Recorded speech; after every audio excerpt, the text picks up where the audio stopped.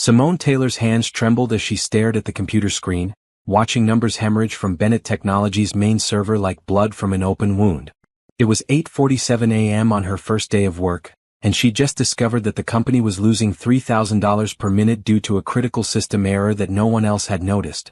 The data analyst who was supposed to train her had stepped out for coffee, leaving Simone alone in the vast, humming server room. She could hear voices approaching, important voices, executive voices. In exactly 3 minutes they would walk through that door and see the disaster unfolding. 3 minutes to fix a problem that could cost $100,000 by end of day. 3 minutes to prove she deserved this job she'd begged for, lied on her resume for, walked 6 miles in worn shoes to get to because she couldn't afford the bus fare. Her 4-year-old twins, Elijah and Aria, were home with her elderly neighbor Mrs. Chen, who'd agreed to watch them for free until Simone got her first paycheck. If Simone lost this job on day 1, they'd be evicted by Friday. The notice was already taped to her apartment door. Read official final. 3 days until her babies would be homeless. Her daughter needed new shoes. Her son needed his inhaler refilled. The electricity had been shut off twice last month. She'd fed them the last of the cereal for breakfast and told them mommy wasn't hungry, even though her stomach had been eating itself for 2 days. Now, staring at this screen, at this bleeding company that had more money in one account than she'd seen in her entire life, Simone felt something break inside her. Not her spirit. Her fear. Because what did she have to lose anymore? If she tried and failed, she'd be fired. If she didn't try, the problem would be discovered anyway and the new girl would be blamed. Either way she was done. But if she succeeded? Her fingers flew across the keyboard. She saw the pattern in the chaos, the single misaligned code that was routing transactions to a dead-end loop. It was so simple, so obvious, hidden in plain sight like everything important in life. 3 keystrokes. Enter. The bleeding stopped. The number stabilized. The error message disappeared. 8:50 a.m. She'd fixed a $100,000 problem in less than 3 minutes. The door opened. 6 executives in expensive suits walked in, led by the chief technology officer. They stopped, staring at the screen, then at her. The CTO's face went pale. "Who are you?" he asked. "Simone Taylor," she whispered. "I started today. Data analyst. Level 1. He looked at the screen again, at the timestamp, at the fixed code. "You did this?" She nodded, terrified. "Do you know what you just saved us?" She shook her head. "Everything," he said quietly. "You just saved us everything. Would you let your children go hungry while working for someone who didn't even know you existed? What would you do if you discovered the father of your twins was the billionaire CEO of the company you just started working for?"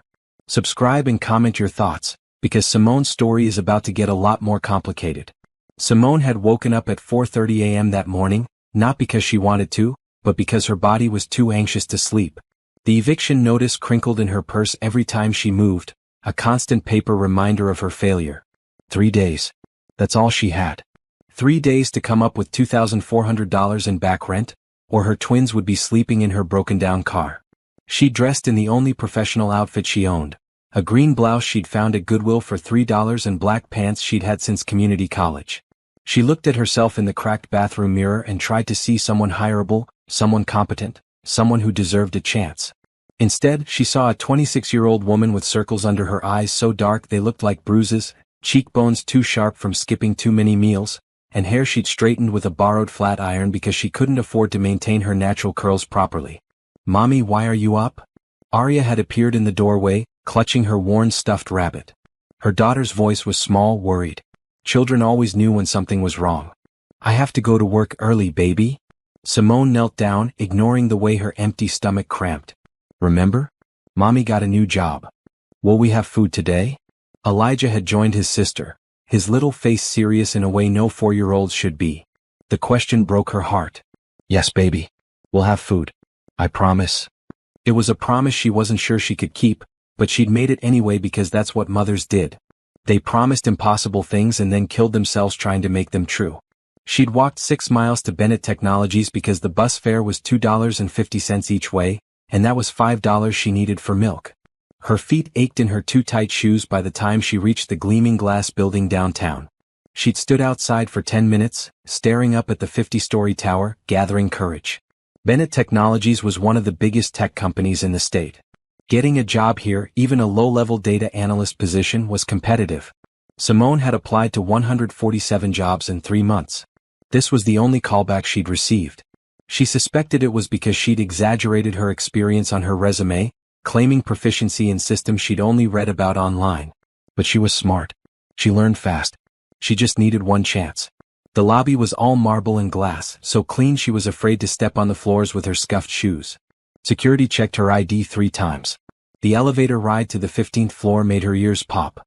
Everything smelled like money and success, things she'd never had and couldn't imagine having. "You must be Simone Taylor." A woman in a red power suit greeted her. "I'm Patricia Okoye, department manager. Welcome to Bennett Technologies." Patricia's handshake was firm, professional. She led Simone through a maze of cubicles where people typed on computers with multiple monitors, drank coffee from actual mugs instead of chipped cups, and spoke in acronyms Simone barely understood. "You'll be working with Jerome Washington. He's one of our senior analysts. He'll train you today." Patricia stopped at a desk where a middle-aged black man with graying temples looked up and smiled. "Simone, good to meet you." Jerome stood, shaking her hand. "Ready for your first day?" She nodded, not trusting her voice. Her stomach growled audibly. Jerome didn't mention it, but she saw him notice. "First, let me show you the server room. It's the heart of everything we do here." The server room was cold, humming with the sound of thousands of computers processing millions of transactions. Jerome explained the systems, the protocols, the hierarchy of problems and solutions. Simone listened, absorbing everything like a sponge. This was her chance. She couldn't mess this up. "I'll be right back," Jerome said after about an hour. "Need to grab coffee. You good here?" "Yes, I'm fine." Alone, Simone sat at the training terminal and started reviewing the day's data flows like Jerome had shown her. That's when she saw it. A number that didn't match. A pattern that was broken. She pulled up the full system display and felt her heart stop. Transactions were looping. Money was cycling through a dead-end code, piling up in a virtual nowhere. She checked the timestamp. It had been happening for 23 minutes. She did the math quickly in her head. The company was losing approximately $3,000 per minute. Her hands started shaking. This was bad. This was catastrophically bad. She should call someone, get Jerome, find Patricia, hit an alarm. But her fingers were already moving, pulling up the source code, tracing the error back to its origin. She saw it. Right there. Line 347. A single character out of place, probably from a recent update. One tiny mistake causing massive damage. She heard voices in the hallway. Important voices. Getting closer. 3 keystrokes. That's all it would take. But she was a first-day employee. She wasn't authorized to touch source code. If she was wrong, she'd be fired instantly. If she was right but broke protocol. The voices were at the door. Simone typed. 3 keystrokes. Enter. The loop collapsed. The numbers stabilized. The error vanished. The door opened. And that's when her life changed forever. The 6 executives stood frozen in the doorway, their conversation dying mid-sentence as they took in the scene. Simone's hands hovered over the keyboard, her heart pounding so hard she could hear it in her ears. The main monitor showed the transaction flow, now smooth and steady, the crisis averted as if it had never happened. But the timestamp told the truth. 26 minutes of chaos, then sudden resolution. And the only person in the room was a first-day employee who wasn't supposed to be touching anything. The chief technology officer, a tall Indian man in an expensive navy suit, stepped forward slowly. His eyes moved from the screen to Simone, then back to the screen. What happened here? Simone's throat was so dry she could barely speak. There was a loop. In the transaction processor. Line 347 had a misplaced bracket from the morning update. It was routing everything to a dead end point. "Show me." His voice was sharp, controlled. With trembling fingers, Simone pulled up the code history showing the before and after. The room was silent except for the hum of servers and the clicking of keys. The CTO leaned in, studying the screen. Then he straightened, his expression unreadable. "How long have you worked here, Miss Taylor?" "4 hours, sir." "And how long did it take you to identify and fix this problem?" She swallowed. "Less than 3 minutes, sir." One of the other executives, a woman with silver hair, let out a low whistle. "Tom, do you know what this would have cost us?" The CTO Tom nodded slowly. "By end of business today, roughly $100,000 in dead transactions, plus system restoration costs, plus the hit to our reputation when clients noticed." He turned back to Simone. "Miss Taylor, where did you work before this?" This was it. The moment her lies would catch up to her. I did freelance data analysis. Small projects. I'm mostly self-taught. Self-taught. Tom repeated the words like they were foreign. He looked at his colleagues, then back at Simone. You fixed in 3 minutes what our entire senior team missed for nearly half an hour. Do you understand how extraordinary that is? Simone shook her head, afraid to speak. Where's Jerome? Patricia had appeared behind the executives, looking panicked. I left her with Jerome. I went for coffee. Jerome pushed through the group, his face pale when he saw the screen. Oh God. Did that happen while I was gone? I was only gone 15 minutes. 20 minutes, Tom corrected. And yes. But Miss Taylor here contained and resolved the situation before it became catastrophic. He turned to Patricia. Why is a first-day analyst sitting alone in the server room? I thought Jerome was here. Standard training protocol is shadowing for the first week. Patricia looked like she might be sick. Simone, I'm so sorry. You should never have been left alone. She saved us, the silver-haired woman said firmly. Let's focus on that.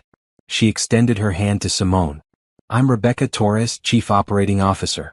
That was impressive work, Miss Taylor. Simone shook her hand, still not quite believing this was happening.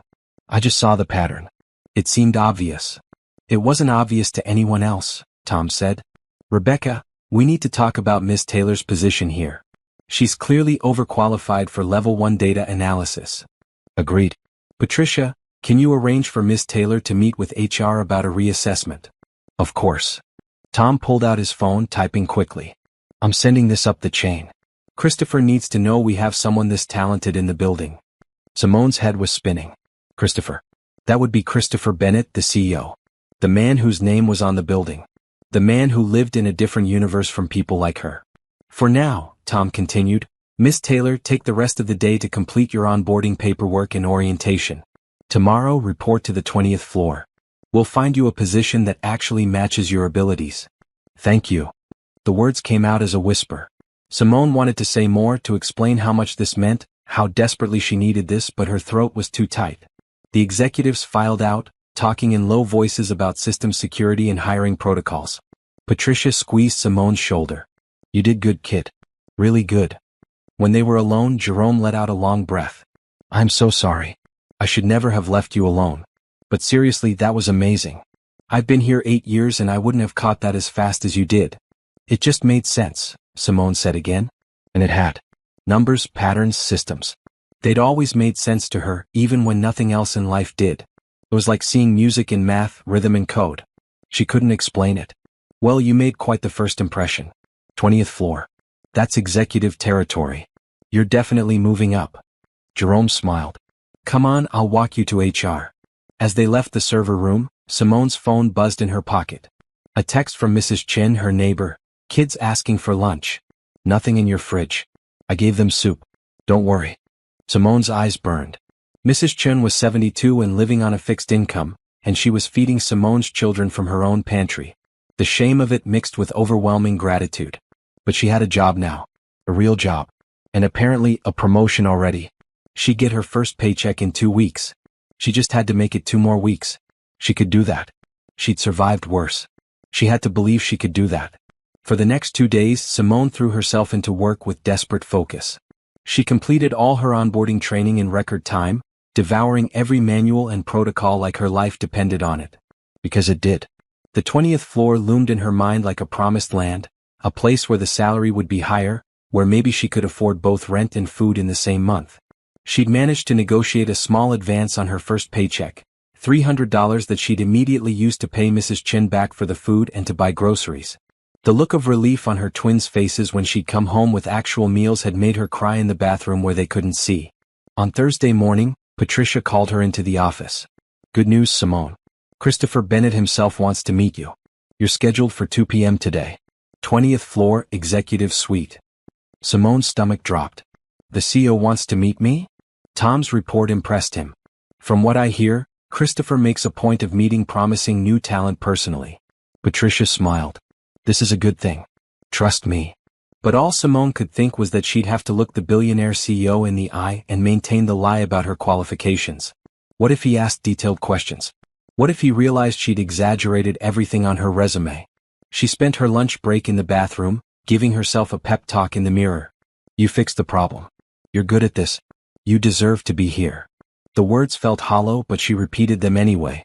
At 1:55 p.m., she stepped into the elevator and pressed the button for the 20th floor. Her reflection in the polished doors showed a woman in a blue blouse she'd borrowed from a coworker and her same black pants, cleaned and pressed. Professional. Capable. Not at all like someone who'd eaten a single pack of crackers for lunch because she was saving money for her children's dinner. The 20th floor was a different world. Floor-to-ceiling windows overlooked the entire city. The carpet was so thick her footsteps made no sound. Abstract art hung on walls. A receptionist sat at a curved desk made of dark wood and chrome. "Simone Taylor to see Mr. Bennett," she said, proud that her voice didn't shake. "Of course. He's expecting you. Conference room 3 just down that hall." Simone walked down the corridor, passing offices with open doors where people worked at standing desks with multiple monitors. Everything was clean, modern, expensive. She felt like an imposter in a world where she didn't belong. The conference room was all windows and white walls. A long table dominated the center. And at the head of that table, standing with his back to her, looking out at the city, was a man in a sharp gray suit. "Mr. Bennett?" Her voice came out smaller than she intended. He turned around. And Simone's entire world stopped. She knew that face. She knew those eyes. She knew the exact angle of that jaw because she saw it every day on her son. She knew that smile because her daughter had inherited it. Christopher Bennett, billionaire CEO of Bennett Technologies, was the man from 5 years ago. The man from one perfect night that had changed her life forever. The man she'd never been able to find again. The father of her twins. Time seemed to slow. Simone watched his expression, waiting for the recognition, the shock, the inevitable confrontation. But Christopher's face remained politely professional, his smile friendly but distant. He didn't recognize her. 5 years had changed her that much. She'd been fuller then, healthier, her hair long and natural. She'd been in college, bright-eyed and hopeful. Now she was thin, tired, worn down by life. A different person wearing the same skin. "Miss Taylor, please sit down." He gestured to a chair, his voice warm and confident. "Can I get you anything? Water, coffee?" "Water, please." She sat, grateful because her legs were shaking. He poured water from a glass pitcher into a crystal glass and set it in front of her before taking his own seat. "I've been reading Tom's report about your first day. I have to say I'm impressed. Fixing a critical system error in under 3 minutes on your first day, with no formal training in our specific systems. That's remarkable." "Thank you, sir." The words felt strange in her mouth. This was the father of her children, and he was calling her Miss Taylor. "Tell me about your background. Your resume shows freelance work, but the specifics are limited." This was it. The moment where her lies would matter. Simone took a breath and made a choice. She'd tell as much truth as she could. "I'm mostly self-taught, Mr. Bennett. I took community college classes in computer science before I had to drop out. I learned the rest through online courses, practice, and necessity." "Why did you drop out?" "Personal circumstances. Family responsibilities." He nodded, not pressing. "And yet you developed skills that rival people with 4-year degrees and years of experience. That speaks to natural talent and dedication." "I enjoy the work. Numbers and patterns make sense to me. Tom wants to move you to the analytical strategy team. It's a significant jump from where you started. The position comes with a salary increase and benefits. Would you be interested?" Would she be interested in making enough money to feed her children and keep a roof over their heads? "Yes, sir. Absolutely. I'd be grateful for the opportunity." "Good. HR will work out the details. You'll start in the new role on Monday." He paused, studying her. "Miss Taylor, I believe in investing in talent. This company succeeds when we recognize and nurture gifted people. You've demonstrated exceptional ability.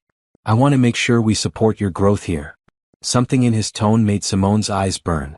He didn't know who she was, didn't know that his children were eating dinner from food bank donations, didn't know that the woman sitting across from him had walked 6 miles in the rain last week because she couldn't afford the bus.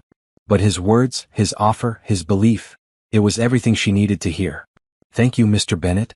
You don't know what this means to me. I think I have some idea. We all start somewhere." He smiled, and it was like looking at Elijah, at Arya, at the ghosts of a night 5 years ago. "Welcome to Bennett Technologies, Miss Taylor.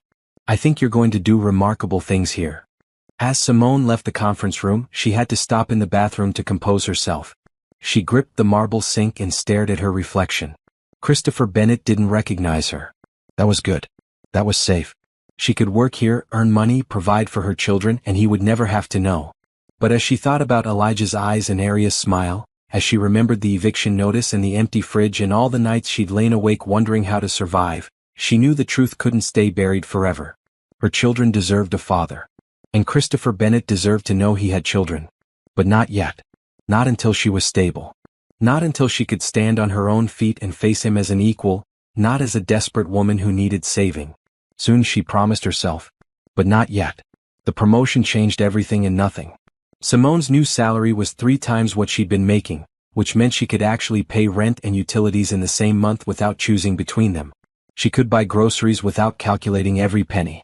She could afford the bus instead of walking 6 miles in worn shoes. But the fear didn't go away. If anything, it got worse. Now she had something to lose. The analytical strategy team worked on the 19th floor, 1 level below the executive suites. Simone's new manager, a woman named Angela Foster, was brilliant and demanding but fair. The work was challenging, complex problems that required deep analysis and creative solutions. Simone loved it. For 8 hours a day, she could lose herself in numbers and patterns, forgetting about the chaos of her life. She saw Christopher occasionally in the hallways or elevator. He always smiled politely, sometimes nodded in recognition of her work. She smiled back, her heart pounding, her secret burning in her chest like swallowed fire. 3 weeks into her new position, Simone was working late on a quarterly projection analysis. Most of the office had emptied out by 7 p.m. She was alone in her cubicle, surrounded by graphs and data sets, when her phone rang. Simone Taylor speaking. Miss Taylor, this is Rebecca Torres. Are you still in the building? Yes, ma'am. Working on the Q3 projections. Could you come up to the executive conference room? We have a situation that needs your particular skill set. Simone's stomach tightened. Of course. I'll be right there. She gathered her laptop and notes, checked her reflection in her phone screen, and headed to the elevator. The 20th floor was quieter at night, only a few lights on in offices. The conference room glowed at the end of the hall. Inside, Rebecca Torres sat with Tom and 2 people Simone didn't recognize. And at the head of the table, Christopher Bennett, his jacket off, tie loosened, looking tired and frustrated. Miss Taylor, thank you for coming up. Rebecca gestured to a chair. We have a problem with the client payment system. Transactions are processing, but the reconciliation report is showing a discrepancy of $47,000. We can't find the error. Simone set down her laptop. May I see the data? For the next 90 minutes, Simone worked while the executives watched. She traced transaction paths, compared timestamps, analyzed processing logs. She asked questions, made notes, built a timeline. And slowly the picture became clear. It's not an error, she finally said. It's a timing issue. You have international clients in 3 different time zones. Their transactions are processing correctly, but the reconciliation report is pulling data before some of the time zone conversions complete. The $47,000 isn't missing. It's in temporal limbo, waiting for the system to catch up. Tom leaned forward. How do we fix it? Adjust the reconciliation report to run 30 minutes later, after all time zone conversions complete. Or rebuild the report to account for time zone processing delays in real time. Can you do that? Rebuild the report. Simone hesitated. Yes, but I'd need access to the report architecture and about 3 hours. Christopher spoke for the first time since she'd entered the room. You have both. Whatever you need. She worked past midnight. Christopher stayed the entire time, sitting at the conference table with his laptop, occasionally asking questions or offering coffee. The others left around 10 p.m., but he remained. Simone tried not to think about the fact that she was alone with him, that her children were asleep at home, that one wrong word could change everything. There, she finally said, hitting enter with a flourish. The reconciliation report now accounts for time zone delays. It'll update automatically every 30 minutes to capture all processing stages. Christopher came around to look at her screen. He stood close enough that she could smell his cologne, something expensive and subtle. Close enough that she could see the tiredness around his eyes, the slight stubble on his jaw. Close enough that her hands trembled on the keyboard. You're brilliant, he said quietly. Do you know that? I just see patterns. It's more than that. You see solutions where others see problems. You see possibilities where others see limitations. He pulled up a chair beside her. Can I ask you something, Simone? And please be honest. Her heart stopped. This was it. He'd figured it out. Of course. Why are you working so hard? I've seen your hours. You're here before everyone and leave after everyone. You take on every challenge. You never say no. Why? The question wasn't what she'd expected. Simone looked at her hands, trying to find an answer that was true but safe. I need this job, Mr. Bennett. I need it more than you can understand. Christopher, he corrected. And I think I understand more than you realize. I started this company in a basement apartment with $500 and a laptop. I know what it's like to need something so badly you'll work until you collapse to keep it. Then you know why I can't fail. You won't fail. You're too talented. He paused, studying her face in a way that made her nervous. Have we met before? Outside of work. Simone's blood turned to ice. I don't think so. You seem familiar. Something about your eyes. He shook his head. Sorry? That's a terrible line. I just have this feeling. I have a common face, Simone said quickly. People say that a lot. Christopher smiled, but something in his expression said he didn't quite believe her. Maybe. Or maybe I just recognize excellence when I see it. He stood, closing his laptop. It's late. Let me call you a car. I can take the bus. It's after midnight. Please, let me call you a car. She wanted to refuse. She wanted to maintain the distance between them. But she was exhausted, and the thought of waiting for a late-night bus in the dark was terrifying. Okay. Thank you. He walked her down to the lobby, made sure the car arrived, even opened the door for her. See you Monday, Simone. And thank you for tonight. You saved us again. As the car pulled away, Simone looked back to see him standing in the light of the building's entrance, hands in his pockets, watching her leave. And she realized with growing dread that her secret was getting harder to keep. Because the more time she spent with Christopher Bennett, the more she saw the man she'd known 5 years ago. The kind man, the thoughtful man, the man who'd made her laugh and feel beautiful for one perfect night. The man who deserved to know he had children. Monday morning brought a new crisis and a new chance to prove herself. A major client was threatening to leave unless Bennett Technologies could provide detailed analytics on their customer engagement within 48 hours. It was Simone's project. She worked through lunch, stayed late, came in early Tuesday. By Tuesday afternoon she had the full analysis ready, comprehensive and thorough. She was gathering her materials to present to the client when disaster struck. Her purse fell from her desk, contents scattering across the floor. Pens, receipts, her employee badge, and worst of all, the small photo album she kept of her twins. Let me help. Christopher appeared from nowhere, kneeling to gather the scattered items. Before Simone could stop him, he picked up the photo album. It fell open to a picture of Elijah and Arya at their 4th birthday party, smiling at the camera with frosting on their faces. Christopher froze. His hand trembled slightly as he stared at the photo. Then he looked up at Simone, his face pale. How old are they? His voice was barely a whisper. Simone's throat closed. 4. They. He looked at the photo again, then at her. The boy has my eyes. The exact color. And the girl, her smile. He stood slowly, still holding the album. Simone. Look at me. She looked. And saw the moment recognition finally clicked into place. His eyes widened, scanning her face, seeing past the thinness, the exhaustion, the changes 5 years had made. Seeing the girl from that night. Oh my God, he breathed. The conference. The hotel. You were studying computer science. You were waiting tables to pay for school. We talked for hours. You had long hair. You laughed at my terrible jokes. His voice cracked. You disappeared the next morning. I looked for you. I called the hotel, but you'd already checked out. I didn't know your last name. I only knew Simone. Tears burned in her eyes. I left early. My roommate called. My aunt had a stroke. I had to get home. I didn't have your number. I didn't know how to find you. These children. He looked at the photo again. They're mine. Aren't they? Simone nodded, tears spilling over. Yes. Christopher sat down heavily in her desk chair, still holding the album. 4 years old. You've been raising them alone for 4 years. Why didn't you? How could you not? He stopped, his hands shaking. I had a right to know. You were engaged. The words came out bitter. 2 months after that night, I saw your picture in a magazine. Christopher Bennett, tech billionaire, engaged to Senator Harrison's daughter.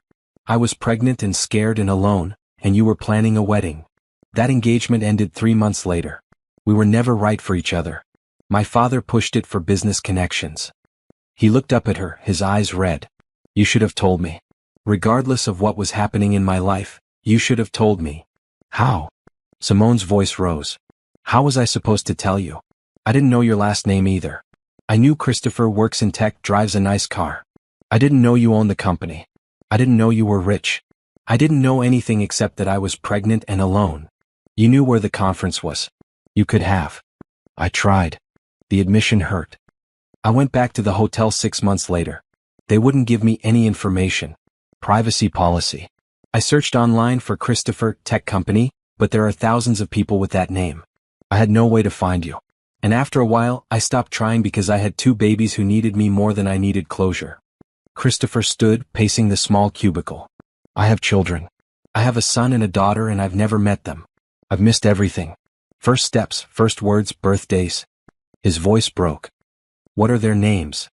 Elijah and Aria. He said the names slowly, testing them. Elijah and Aria. Then he turned to face her fully. I want to meet them. Today. Now. Christopher. No. Please. I've already missed 4 years. I can't miss another day.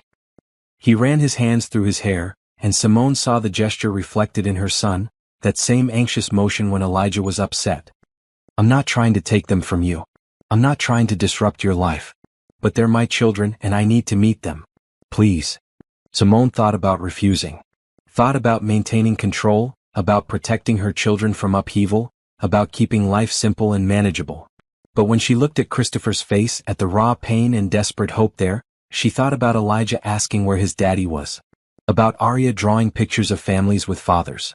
About all the times she'd had to explain that their daddy didn't know about them, that it wasn't his fault, that he would love them if he knew. Okay, she whispered. Tonight. After work. I'll take you to meet them. Christopher's entire body sagged with relief. Thank you. Thank you, Simone. But slowly. We do this slowly. Therefore. This is going to be confusing for them. Whatever you need. However you want to do this. I need to see them.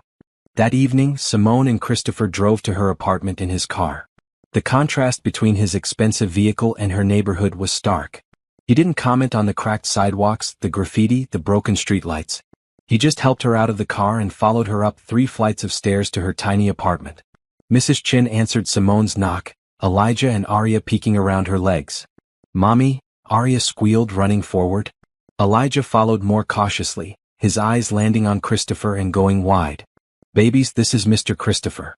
He's a friend of Mommy's. Simone knelt down, gathering both twins close. Can you say hello? Hello, they chorused shy. Christopher crouched down to their level, and Simone saw his hands trembling. Hello, Elijah. Hello, Aria. It's very nice to meet you. Elijah studied him seriously. You look like me. Christopher's breath caught. I do, don't I? We have the same eyes. And I have your smile, Aria added, grinning to demonstrate. The prettiest smile I've ever seen, Christopher said, his voice thick. Mrs. Chin tactfully excused herself. Simone made tea with shaking hands while Christopher sat on the floor with the twins, who quickly warmed to him. Elijah showed him his collection of toy cars. Aria insisted on displaying every drawing she'd ever made. This is our family, Aria said, holding up a picture of 2 adults and 2 children. That's Mommy and that's me and Eli.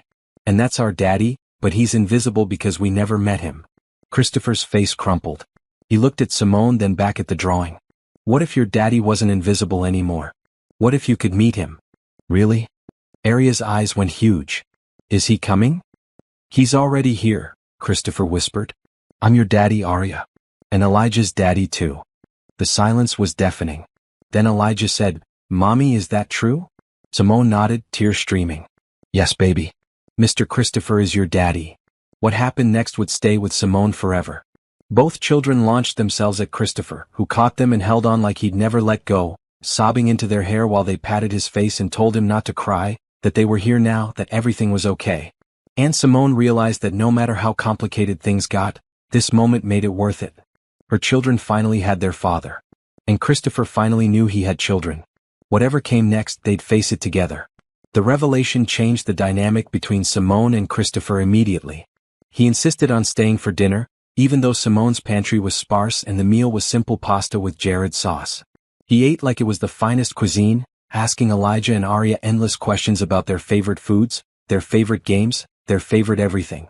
What do you want to be when you grow up? He asked Elijah. An astronaut, Elijah said seriously. so I can see all the stars up close. That's perfect. We'll make sure you learn everything you need to know. Christopher looked at Arya. What about you, sweetheart? I want to draw pictures that make people happy, Arya said. Like when Mommy's sad and I draw her flowers, she smiles. Christopher's eyes found Simone's across the table. The question in them was clear. How often are you sad? How hard has this been? After dinner, Christopher offered to read bedtime stories. Simone stood in the doorway of the twins' small bedroom, watching him sit between their beds, a child on each side, reading from a worn library book about space adventures. His voice was gentle, animated, bringing the story to life. Both children were entranced. When they finally fell asleep, Christopher carefully extracted himself and followed Simone to the tiny living room. They sat on her threadbare couch, a careful distance between them. Thank you for tonight, he said quietly. I know it wasn't easy for you. They needed to know you. You needed to know them. It was past time. Simone, I need to help. Financially, I mean. This apartment isn't. I want them somewhere safe. Somewhere with heat that works and windows that lock properly. He'd noticed everything she realized. The gap under the door, the radiator that rattled, the window she'd taped because the seal was broken. I have a job now. A good job. We're managing. You're surviving. There's a difference. He turned to face her fully. Please. I'm not trying to take over or suggest you can't provide for them. But they're my children too and I have resources. Let me help. Every instinct told Simone to refuse. To maintain her independence, to prove she could do this alone.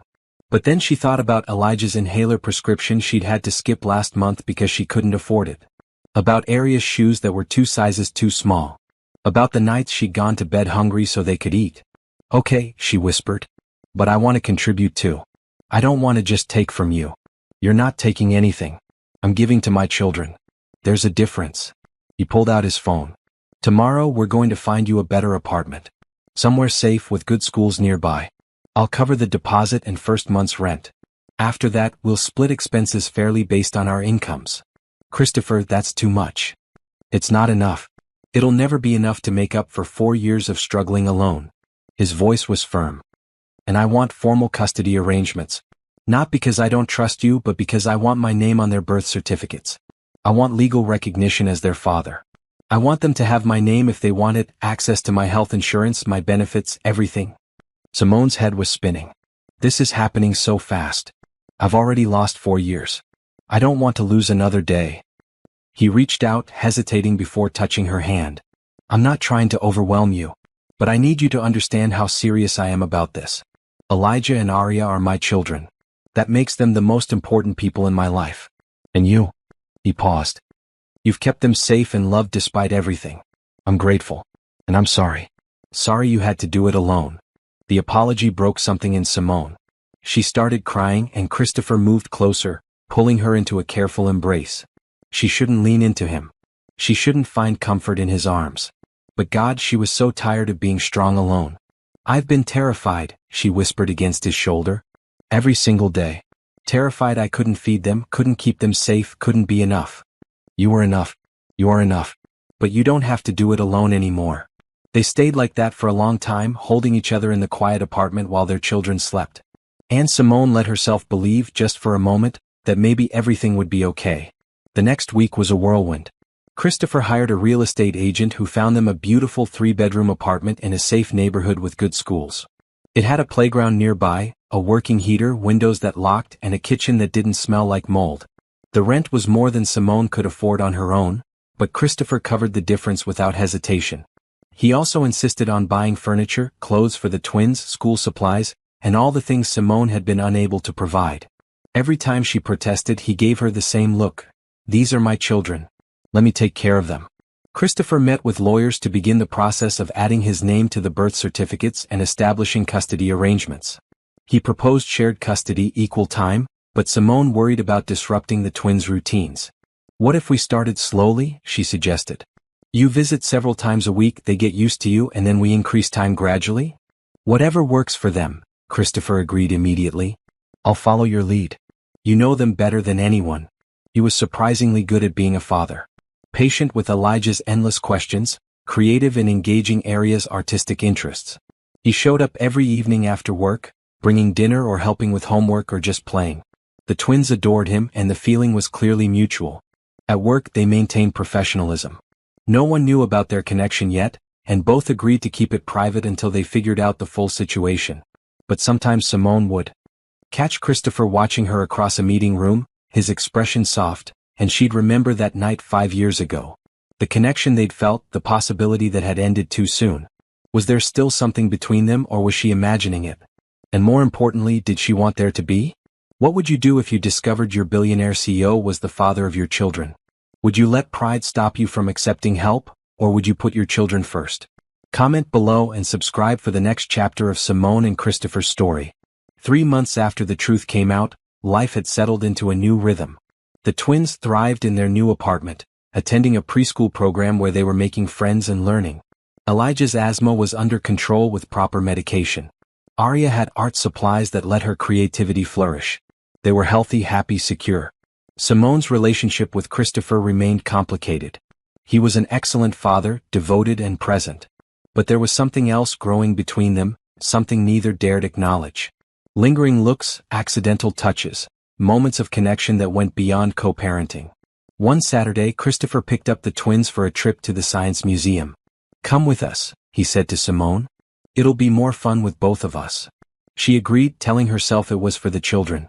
But as they walked through exhibits, Christopher's hand occasionally brushing hers, his smile when Elijah asked about black holes, the way he lifted Arya so she could see better, Simone felt something shift in her chest. This was what she'd wanted 5 years ago. A family. Connection. Well, ice cream? Christopher suggested after the museum. Yes, the twins shouted in unison. They found a small shop with outdoor seating. While the children ate their cones and chased pigeons, Christopher and Simone sat at a small table. The spring sun was warm, the day perfect. "I've been thinking," Christopher said carefully, "about what happened 5 years ago. That night we met. I need you to know something." Simone's heart raced. "What?" "I looked for you. After you left. I called the hotel for weeks. I even hired a private investigator, but without a last name or any real details he found nothing." Christopher met her eyes. "I've thought about you for 5 years. Wondered where you were, if you were okay, if I'd ever see you again." "I thought about you too," Simone admitted.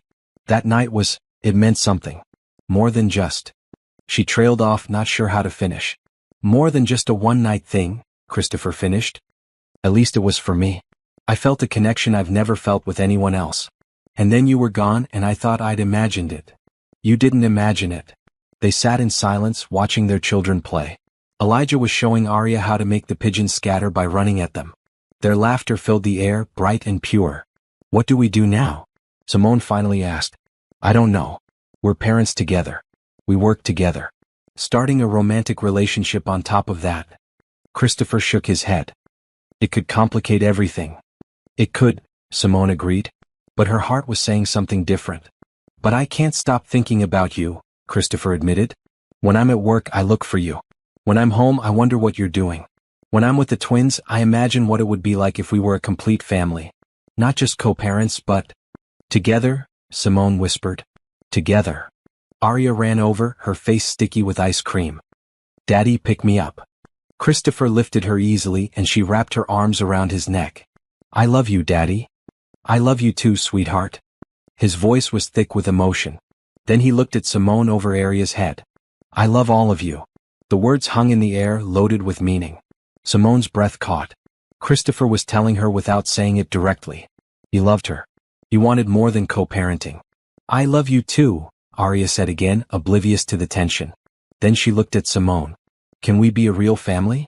With Mommy and Daddy together?" "Out of the mouths of babes," Christopher murmured. Simone stood, her heart pounding. "Arya, honey, would you and Elijah like to go play on that playground?" She pointed to a small park area nearby. "Yes," both children shouted, running off with boundless energy. Alone with Christopher, Simone took a deep breath. "This is crazy. We barely know each other now. 5 years ago was one night. This could end badly and mess up everything we've built for the twins." "It could," Christopher agreed. "Or it could be the best decision we ever make. We should be logical. Take it slow. Think about the children first." "Always the children first," Christopher said. "But Simone, you and I both know there's something here. Something that was there 5 years ago and never went away. We can ignore it and focus only on being co-parents. Or we can be brave enough to see where it leads. Simone thought about all the time she'd watched him with their children, seeing his kindness and patience. She thought about his smile, his laugh, the way he listened when she talked. She thought about the connection she'd felt 5 years ago that had never fully faded. If we do this, we do it carefully, she said. We protect the twins first. If it doesn't work, we stay civil and keep co-parenting. Agreed. And we go slow. No rushing. As slow as you need. Simone took a step closer. And you need to understand, I'm not with you because you're rich or because I need you. I have my own career now. My own life. If we're together, it's because I choose you, not because I need you. Christopher stood, closing the distance between them. I wouldn't want it any other way. I don't want someone who needs me for money or status. I want someone who sees me, Christopher, not Christopher Bennett, CEO. Someone who knew me before any of this mattered. I did know you before, Simone said softly. One night, but I knew the real you. And I knew the real you. The woman who laughed at my terrible jokes and told me about her dreams of using technology to help people. The woman who made me feel like a person instead of a business opportunity. He reached out, cupping her face gently. Can I kiss you? Simone nodded, unable to speak. The kiss was gentle, tentative, full of possibility. When they pulled apart, both were smiling. Mommy and Daddy are kissing, Arya shouted from the playground, her voice delighted. We're gonna be a real family. Christopher laughed, pulling Simone close. I guess we're doing this. I guess we are, Simone agreed. And for the first time in 5 years, she let herself hope for a future that included more than just survival. A future with love, partnership, and family. For a few perfect weeks, everything seemed to fall into place. Christopher and Simone navigated their new relationship carefully, stealing moments together while prioritizing the twins. They had family dinners, weekend outings, bedtime stories read together. It felt natural, right, like pieces of a puzzle finally fitting together. Then reality intruded. The first complication came from Bennett Technologies. Christopher's business partner, Richard Young, called an emergency meeting with Christopher and the board of directors. Simone wasn't invited, but she heard about it from Angela. There's talk about your relationship with Christopher, Angela said quietly, pulling Simone into an empty conference room. Richard is concerned about company policy regarding relationships between executives and employees. I'm not reporting to Christopher directly. We're in different departments. I know. But optics matter. Richard's worried about accusations of favoritism, especially given how fast you were promoted. Angela's expression was sympathetic. I don't agree with him, but I wanted you to be prepared. The second complication arrived that evening in the form of a woman in designer clothes and perfect makeup waiting outside Christopher's office. Vanessa Harrison, his ex-fiancée, daughter of a senator, heir to a political dynasty. Christopher, she said, her voice smooth and cultured. We need to talk. Simone, who'd come to meet Christopher for dinner, stopped in the hallway watching through the glass walls. Vanessa, what are you doing here? I heard you have children now. Twins. With some employee. Vanessa's tone made it clear what she thought of that. Daddy wants to know if this affects our family's business arrangements. Our engagement ended 4 years ago. Your father and I have no arrangements. Don't be naive. Our families are connected through multiple ventures. This situation could be embarrassing if not handled correctly. She moved closer to him. Come back to me. We'll get married like we planned. Your children can be legitimized. The employee can be compensated for her discretion. Simone's stomach turned. Compensated for her discretion. Like she was a problem to be paid off. Christopher's voice turned to ice. Get out of my office. Christopher, be reasonable. Out. Now. And tell your father that if he has concerns, he can call me directly. You and I are finished. We were finished 4 years ago. I'm building a life with someone I actually love. Vanessa's face hardened. You're making a mistake. That woman is beneath you. She has nothing to offer you. She's given me everything that matters. Now leave before I call security. Vanessa left, brushing past Simone in the hallway without acknowledgement. Simone stood there, frozen, Vanessa's words echoing in her head. Beneath you. Nothing to offer. Christopher came out of his office and saw her. Simone. How much did you hear? Enough. He pulled her into his office, closing the door. Don't listen to her. She's bitter and manipulative. She's not wrong though, is she? We're from different worlds. You're a billionaire. I'm a single mother who was one paycheck from homelessness 3 months ago. Your business partner thinks I'm a liability. Your ex thinks I'm beneath you. I don't care what they think. But I do. Simone pulled away from him. Christopher, maybe this is moving too fast. Maybe we should step back, focus on being co-parents and not complicate things further.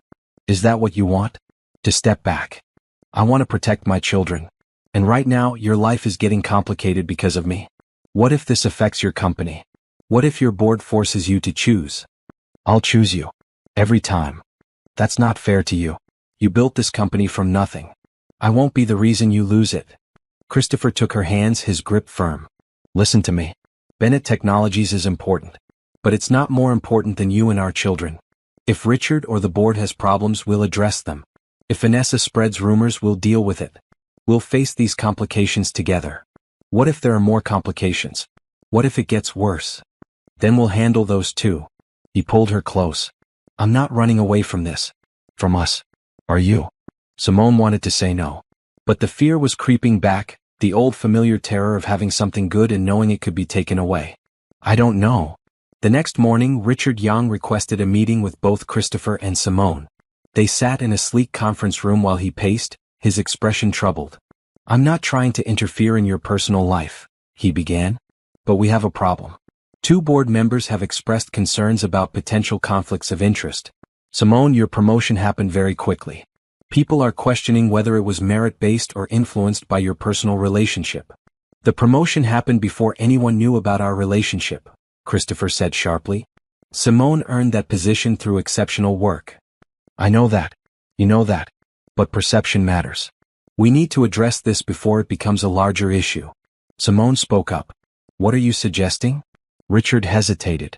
An independent review of your work and qualifications. Something to demonstrate that your position is fully justified. It would clear the air. And if I refuse? Simone asked. Then the concerns will continue. And they could affect both your career and Christopher's position with the company. Simone looked at Christopher, seeing his anger and frustration. But she also saw the trap they were in. I'll do it. The independent review. Whatever it takes to prove I earned this position. Simone, you don't have to. Yes, I do. Not for me. For us. So no one can ever say I got where I am because of who I'm with. The review was scheduled for the following week. In the meantime, Simone threw herself into work, determined to prove her worth beyond any doubt. She worked late, took on extra projects, exceeded every expectation. But the stress was taking its toll. She was exhausted, barely seeing the twins, snapping at Christopher when he tried to help. The old fears were creeping back. Maybe she didn't belong in his world. Maybe she was foolish to think this could work. One night, after the twins were asleep, she sat on the couch in their apartment and let herself cry. All the pressure, all the doubt, all the fear came pouring out. Christopher found her like that, having used the key she'd given him. He sat beside her, pulling her close. I can't do this, she whispered. I'm not strong enough. You're the strongest person I know. I'm terrified. Of losing my job, of losing you, of screwing up our children's lives because I wanted something I shouldn't have. You're allowed to want things, Simone. You're allowed to want love and happiness and a partner. What if I lose it all? Then we'll build it back together. He tilted her face up to look at him. I love you. Whatever comes, I love you. That's not going to change. The words were what she needed to hear. Simone took a shaky breath and let herself lean on him, accepting the comfort he offered. They'd face the complications together. And somehow they'd find a way through. The independent review began on Monday. A panel of 3 external consultants spent a week evaluating Simone's work, interviewing her colleagues, analyzing her contributions to the company. Every project she'd worked on was scrutinized. Every decision she'd made was questioned. It was exhausting and humiliating, but Simone endured it with her head high. She answered every question honestly, provided documentation for every claim, and let her work speak for itself. Christopher was furious about the whole process. This is ridiculous. You shouldn't have to prove yourself like this. Yes, I should, Simone said. Not because I doubt my abilities, but because I need everyone else to see them clearly. Without question. On Friday afternoon, the review panel presented their findings to the board. Simone and Christopher sat together, waiting for the verdict. Richard Young was there, along with 6 board members. The lead consultant, a woman named Dr. Patricia Kim, stood to present.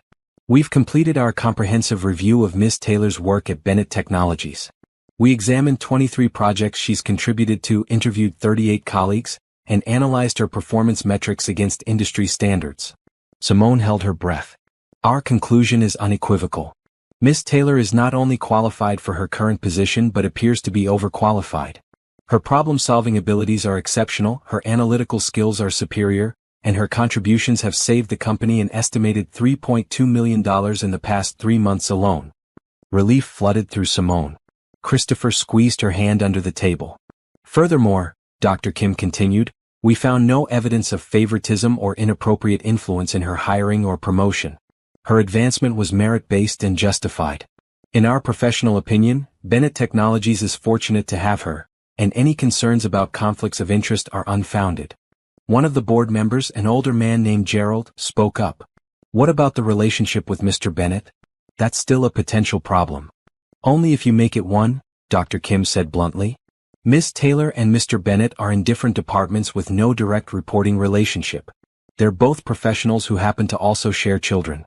As long as proper protocols are followed, there's no ethical violation. Richard Young nodded slowly. I move that we accept the review findings and close this matter. Seconded, another board member said. The vote was unanimous. Simone's position was secure, her reputation cleared. After the meeting, Richard approached them. Simone, I apologize for putting you through this. It was necessary, but I know it wasn't pleasant. I understand.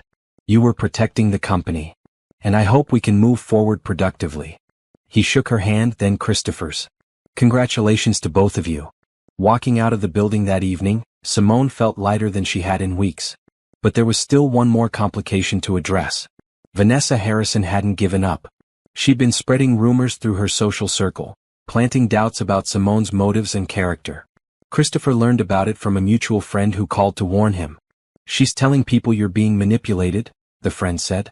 That this woman trapped you with children to get money. Christopher's jaw tightened. Then it's time to set the record straight. That Sunday, Christopher hosted a gathering at his penthouse. He invited his close friends, key business associates, and yes, Vanessa's parents.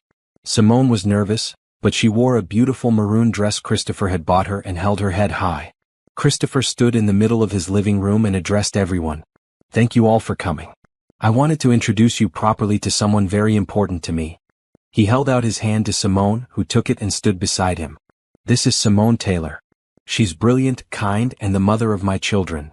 Murmurs went through the crowd. Some of you have heard rumors, Christopher continued. Let me be clear about the truth.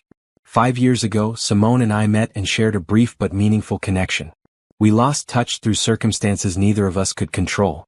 She raised our twins alone with no support, no help, and no knowledge that I even knew they existed.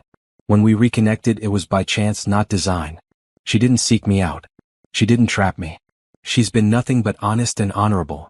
He looked at Simone, his expression soft. She's also the woman I'm in love with. And anyone who has a problem with that can leave now. No one left. Instead, people began approaching, introducing themselves, welcoming Simone warmly. Even Vanessa's parents were polite, though they left early. Later, after everyone had gone, Simone stood on Christopher's balcony, looking out at the city lights. He came up behind her, wrapping his arms around her waist. Thank you for tonight, she said. For standing up for me. Always. You're part of my life now. People need to understand that. I love you. The words came out easily now, natural. I love you too. He turned her to face him. Marry me. Simone's breath caught. What? Marry me? Not because of the twins, though they're a good reason. Not because of pressure or convention. But because I love you and I want to build a life with you. A real life. A family. He pulled a ring box from his pocket. I've been carrying this for a week, waiting for the right moment. Simone looked at the ring, at Christopher, at the life he was offering. All her fears whispered that she should say no. That this was too fast, too much, too risky. But louder than the fear was love. Oh, trust. Yes, she whispered. Yes, I'll marry you. He slipped the ring on her finger and kissed her deeply. In the background, the city sparkled with possibility. 6 months later, Simone Taylor stood in a small garden, wearing a simple cream-colored dress, holding a bouquet of white roses. The ceremony was intimate, just close friends and family. Elijah stood beside Christopher as his best man, wearing a tiny suit and looking so serious Simone wanted to cry. Aria was her maid of honor, scattering flower petals with enthusiastic abandon. You look beautiful, Christopher said when she reached him at the altar. "You're not supposed to talk yet," the officiant whispered, but he was smiling. "I can't help it," Christopher said. "Look at her." The ceremony was short, the vows simple. They promised to love each other, to support their family, to face challenges together. When the officiant pronounced them married, Elijah and Arya cheered louder than anyone. The reception was held at a restaurant Christopher had rented for the evening. There were toasts and laughter, dancing and joy. Angela from work gave a speech about how Simone had transformed from a nervous first-day employee to a confident professional who inspired everyone around her. Richard Young admitted he'd been wrong to doubt their relationship and congratulated them sincerely. But the best moment came when Christopher took the microphone and called Elijah and Arya up to the front of the room. "I have something for you too," he said, kneeling down to their level. "Today I married your mom. But I want to make something else official too." He pulled out 2 pieces of paper. "These are adoption papers. They make it legal and official that you're my children, that I'm your dad forever. If you want that." "We want it," Elijah said immediately. Arya nodded so hard her flower crown fell off. "Then sign right here." Christopher handed them each a crayon. Both children scribbled their names with careful 4-year-old precision. Christopher signed too, making it official. The room erupted in applause. That night, after the guests had left and the twins were asleep in their room at Christopher's penthouse, Simone and Christopher sat on the balcony, holding hands and watching the stars. "I can't believe this is real," Simone said. "6 months ago, I was terrified about losing my apartment. Now I'm married to you." "Life changes fast when you let it," Christopher said. "You know what I was thinking about today?" "What?" "That night 5 years ago. If I hadn't gone to that conference, if you hadn't been working at that hotel, if we hadn't talked for hours about nothing and everything, none of this would exist. Elijah and Arya wouldn't exist." "Fate," Simone said softly. "Or luck. Or chance. Whatever it was, I'm grateful." He pulled her closer. "You gave me everything I didn't know I needed. Family. Purpose. Love. You gave me security. Partnership. A future I didn't dare dream of." They sat in comfortable silence, 2 people who'd found each other twice and refused to let go again. The next morning, they woke to Elijah and Arya bouncing on their bed, demanding pancakes and planning their new family's first official day together. Christopher made breakfast while Simone helped the twins get dressed. They ate at the kitchen table, a real family, complete and whole. Later they went to the park, the same one where they'd had ice cream months ago. The twins played while Simone and Christopher sat on a bench, watching. "What's next for us?" Simone asked. "Whatever we want. We could take a family vacation. Elijah wants to see the Space Museum in Washington, D.C. Arya wants to go to an art museum in New York. We could do both. We could do anything." Christopher kissed her temple. "You're working on that new project at Bennett Technologies, right? The community outreach program?" "Yes. Using technology to help underserved communities access resources. It's what I've always wanted to do." "Then let's expand it. Make it bigger. Use my resources to fund it properly. We could change lives, Simone." She turned to look at him. "You do that. I'd do anything with you. That's the point of partnership. We make each other better." Simone thought about where she'd been a year ago. Desperate, alone, terrified. She thought about the morning she'd walked 6 miles to her first day at Bennett Technologies, sure she'd fail. She thought about fixing that first problem, meeting Christopher again, revealing the truth about the twins. Every choice, every moment had led here. To this park, this family, this life. "Mommy, Daddy, come play," Arya called. They stood, hands linked, and joined their children. And as they played and laughed in the sunshine, Simone realized she'd finally found what she'd been searching for all along. Not just security or financial stability. Not just a partner or a father for her children. But home. Well, family. The happy ending she'd stopped believing in. And it was more beautiful than she'd ever imagined.